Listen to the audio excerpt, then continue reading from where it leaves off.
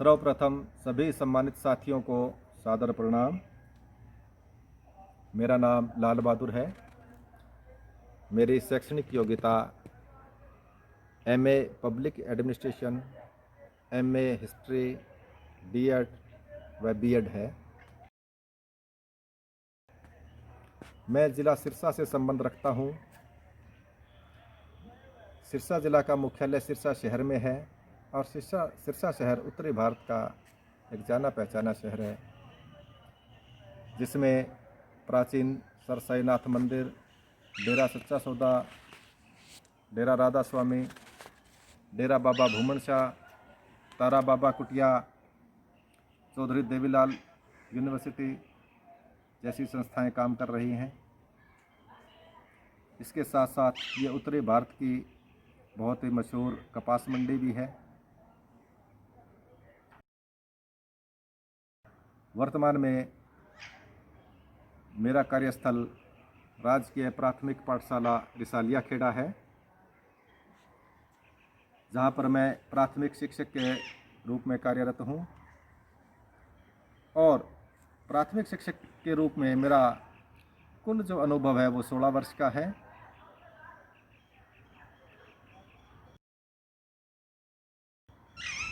लगभग सभी स्कूलों की तरह मेरे स्कूल की भी मुख्य समस्या थी कि बच्चे विद्यालय के प्रति और शिक्षा के प्रति आकर्षित नहीं हैं।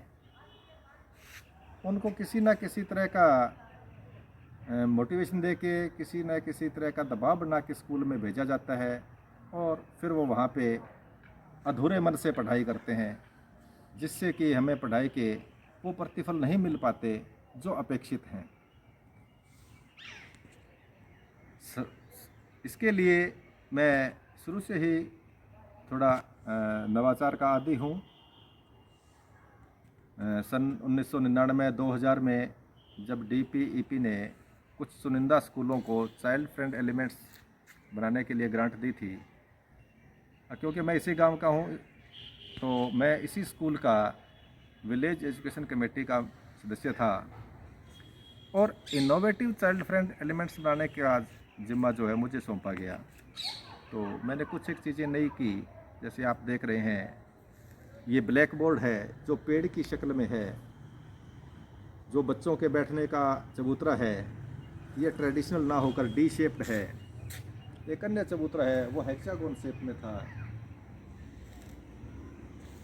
तो बच्चे काफ़ी आकर्षित हुए। उस वक्त काफ़ी बच्चों में जिज्ञासा बढ़ी स्कूल के प्रति, लोगों में भी, लेकिन ये लंबी नहीं चल पाई। अब जब से लॉकडाउन का लगा है तो ये समस्या और भी गहरा गई। बच्चों का पढ़ाई के प्रति मन उदास रहने लगा है और पेरेंट्स हैं वो बच्चों से दुखी है। बच्चे स्कूल के बिना, तो इसमें क्या किया जाए? इससे पहले जो मैंने प्रयास किए, गतिविधि आधारित शिक्षा, जिसमें उदाहरण के रूप में मैं छोटा सा देना चाहूँगा आपको कि चौथी क्लास के बच्चों को प्रेपोजिशन याद नहीं हो रही थी, तो मैंने उनको कोई भी ऑब्जेक्ट लेके, उनके पास इरेज़र होता है, कटर होता है, पेंसिल होती है, या जैसे बाहर मैदान में एक्टिविटी करवाने के लिए ले गए तो पीपल के पेड़ है तो पीपल का पत्ता ले लिया, उनसे in, out, in front of, behind इत्यादि ये आउट, ऑन, अंडर, बिटवीन,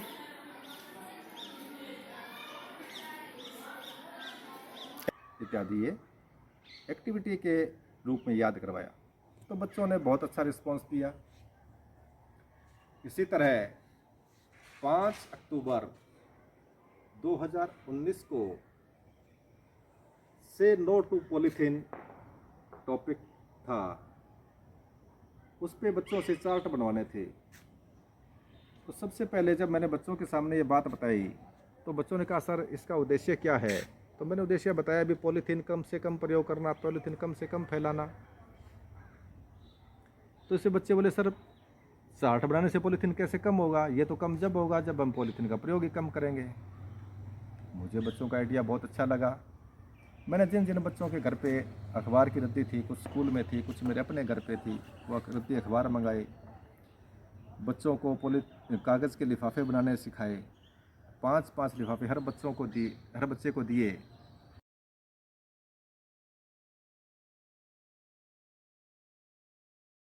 और फिर इनको एक छोटा सा आकलन बताया।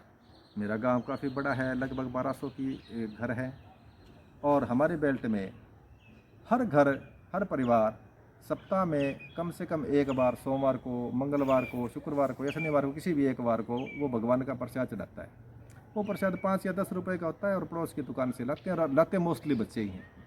तो मैंने बच्चों को बताया कि अगर हम सभी केवल प्रसाद ही कागज़ के लिफाफे में लेके आएंगे तो 1200 घर है, एक घर एक साल में 52 बार प्रसाद चढ़ाता है, क्योंकि साल में 52 सप्ताह होते हैं ना। तो इस तरह से 62,400 पॉलीथीन हम एक साल में एक गांव में बचा लेंगे।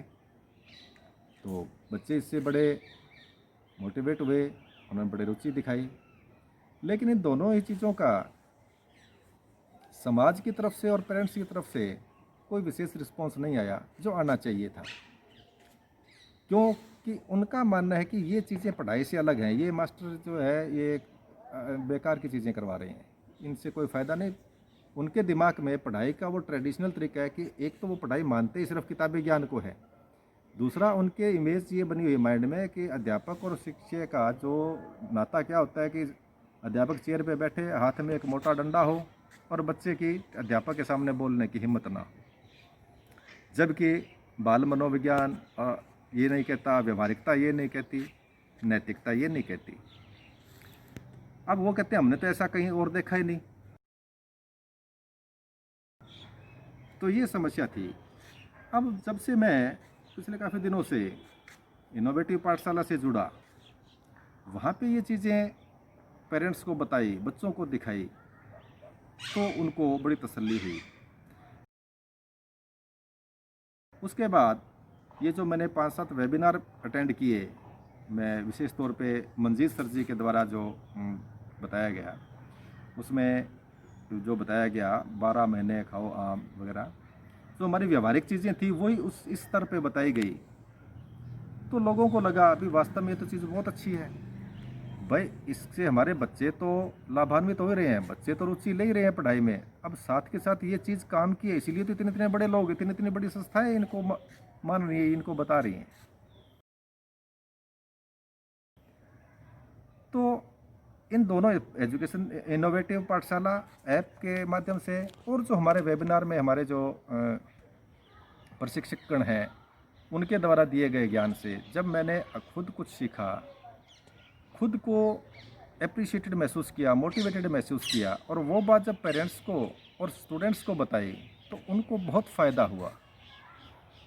आज स्थिति ये है कि अरविंदो सोसाइटी का नाम और अरविंदो सोसाइटी का काम लगभग हर पेरेंट्स जानता है। बहुत सारे बच्चे अरविंदो सोसाइटी का नाम जानने लग गए हैं, नाम सीखने लग गए हैं। अरविंदो सोसाइटी ये काम करवाती है, इस तरह के एजुकेशन के लिए प्रेरित करती है, और हमें बड़ा मज़ा आता है। अब बच्चों का विद्यालय के प्रति बहुत लगाव है, शिक्षा के प्रति बहुत लगाव है। तो मैं अंत में बड़ा अरविंदो सोसाइटी का धन्यवादी हूँ। सबसे पहली बात यह कि उन्होंने मुझे इतना बड़ा मंच दिया और मेरा चुनाव किया।